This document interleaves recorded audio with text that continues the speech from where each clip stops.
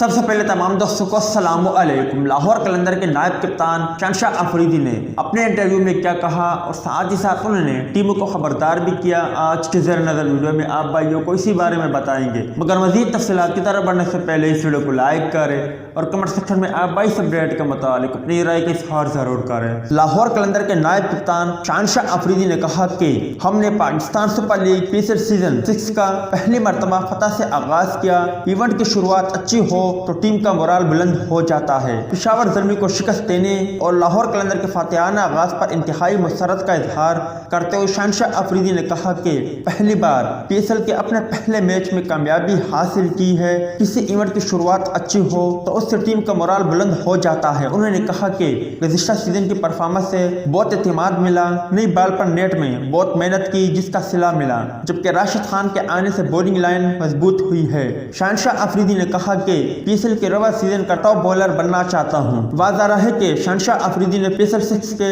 اپنے پہلے میچ میں پشاور زلمی کے خلاف اپنے مقررہ اوورز میں 14 رنز کے عوض 3 کھلاڑیوں کو پویلین کی راہ دکھائی اور اسکور کو محدود کرنے میں اہم کردار نبھاتے ہوئے لاہور قلندر کی جیت میں اہم کردار ادا کیا۔ انہیں مین آف دی میچ کے اعزاز سے نوازا گیا۔ شاہین افریدی لاہور قلندر کے نائب کپتان بھی ہے۔ امید ہے دوستوں کہ آج کی ویڈیو بھی آپ کو پسند آئی ہوگی۔ ملتے ہیں کسی نیکسٹ ویڈیو میں، تب تک کے لیے اجازت دیجیے۔ اللہ حافظ۔